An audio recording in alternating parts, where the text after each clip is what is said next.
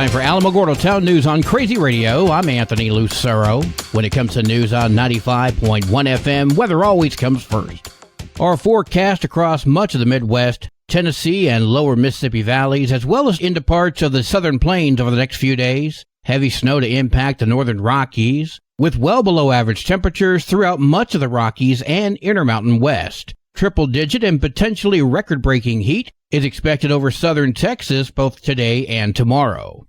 Closer to home, one last very breezy day is expected today. Winds of 20 to 30 miles per hour, gusting up to 40 from the west. Patchy blowing dust is also a probability. The National Weather Service has issued a red flag warning in effect until 9 p.m. tonight. A red flag warning means that critical fire weather conditions are either occurring now or will shortly. A combination of strong winds, low relative humidity, and warm temperatures can contribute to extreme fire behavior.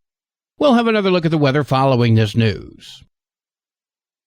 Harvey Yates Jr., the former chair of the Republican Party of New Mexico and member of the Yates family, known best for the petroleum business, is the head of a corporation that has just completed a media acquisition in the state of New Mexico that extends right up to your front porch. El Rito Media has closed on a purchase of the Carlsbad Current-Argus, the Ruidoso News, and Alamogordo Daily News, which is expected to take effect on June 1st for an undisclosed sum. Yates serves as managing member of El Rito Media, a company that considers local newspapers to be vital to the well-being of local communities. The company already owns the Rio Grande Sun in Espanola and the Artesia Daily Press. Yates has emphasized that the primary focus of the newspapers is local news and local opinion. Richard Connor has been named manager of the newspapers. We visited a little yesterday. We have 10 investors in El Rito Media.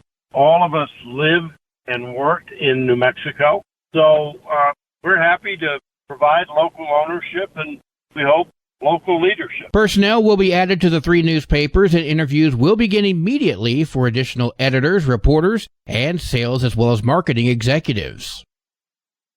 The City of Alamogordo will be holding a public hearing about the Community Development Block Grant, CDBG. I spoke with Debbie Osborne. The meeting is to go over the CDBG project that is just winding up now. We're going to be closing out on it. At the same time, we explain CDBG and what it's about, what the program requirements are, and the activities that would be eligible for funding from the CDBG program. The meeting is Thursday at 1:30 at the City Commission chambers. Details are available by calling 575-439-4257. A canning workshop will be offered on May 30th. I spoke with Kelly Knight of the Otero County Extension Service. We talk specifically about jams and jellies, how to have a successful gel in our jams or jellies so that we can enjoy them when they're done and they're not more like a syrup but an actual gelled product. And then after we do about an hour in the classroom, we transition to our kitchen where we divide into small groups and each group has an opportunity to do hands-on recipe preparation. And so we do different fruit products, like we might do a blueberry recipe or a strawberry recipe, so everybody has that hands-on experience from beginning to end preparing a jam or jelly in a jar. Participants must be 18 years or older to attend. Space is limited and pre-registration is required in order to reserve your seat. The supply fee is $10. Information is available by calling 575-437-0231. If you or a child in your life happen to be artistically gifted, the Otero Art Space has something really cool planned for this Saturday, No-Tan. I spoke with Lillian Pilot to find out just what No-Tan is. What Shari, who's the facilitator for this workshop coming up, is going to do is provide black and white paper and scissors and glue, and you cut shapes out of one of the colors and put it on the opposite color and end up with reverse images. So you can use it to make graphic designs. You can use No-Tan as setup for light and dark values for a painting that you're going to do, for example. Some artists do that. But essentially, you're using the elements of light and dark to create images, patterns, designs. That's Saturday from 10 to 2 for the kids. Adults are from 1 to 3. OteroArts.org has details.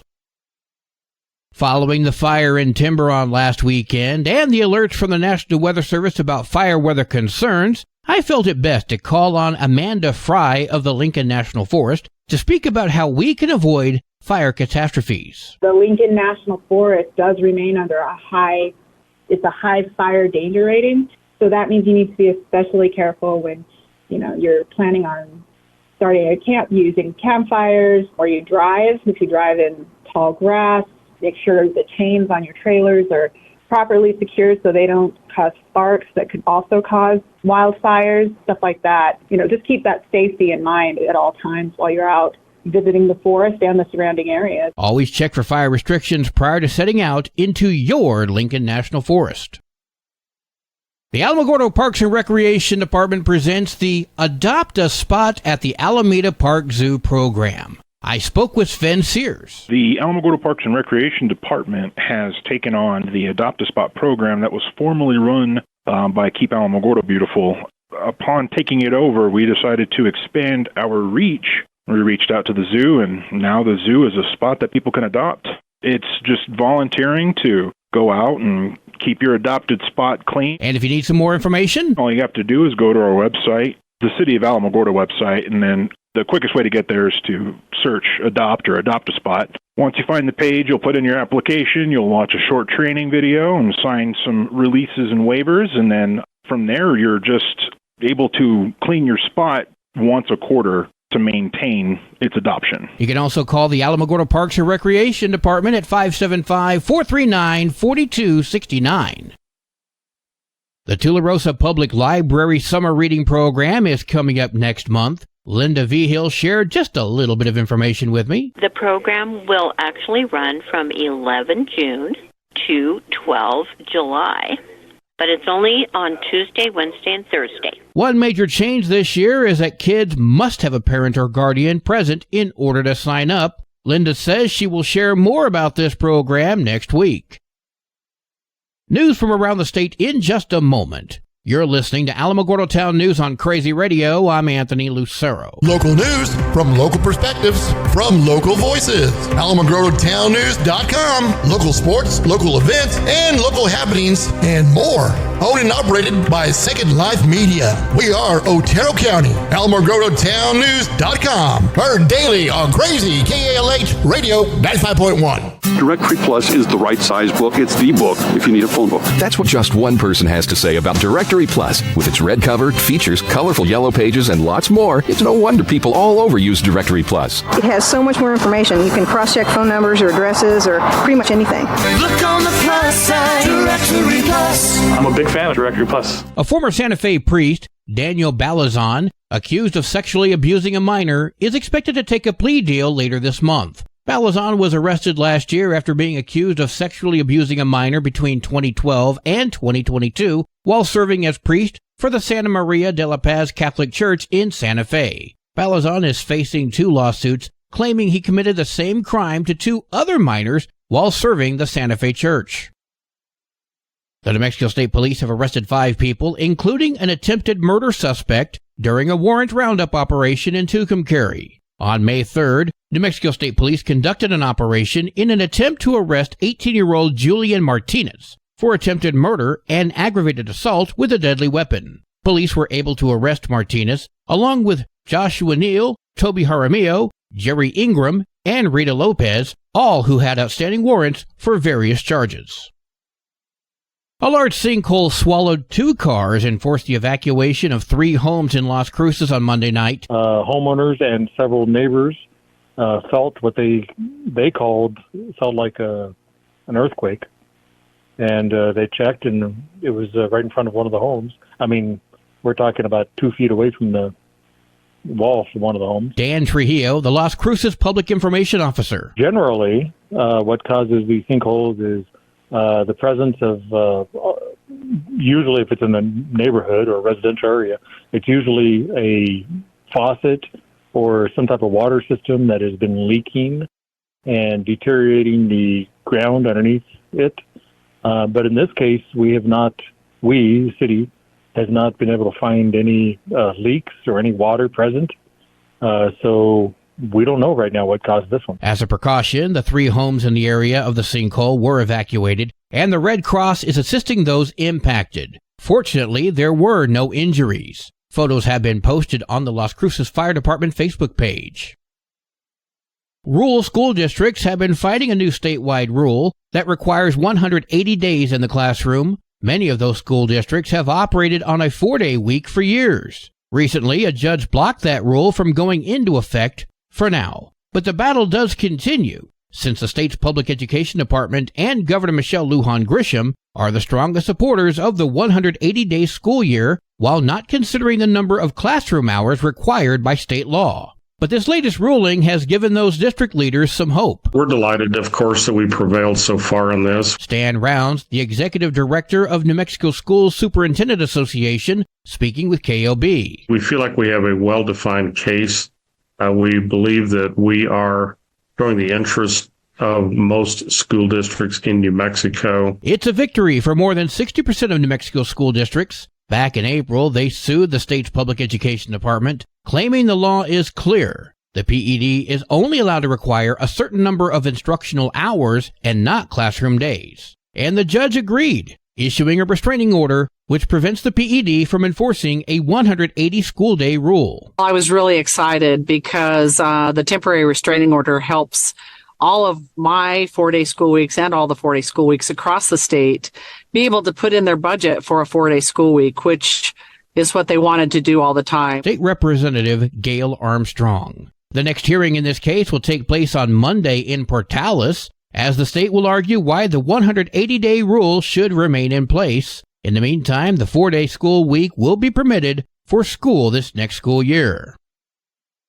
Avian influenza has been all over the news as it has infected one human as well as cattle now. State Public Health Veterinarian Dr. Aaron Phipps spoke with KRWG about this highly pathogenic virus. You may have seen reports about the viral fragments found in milk. That indicates that it might be more widespread than we had recognized up to that point.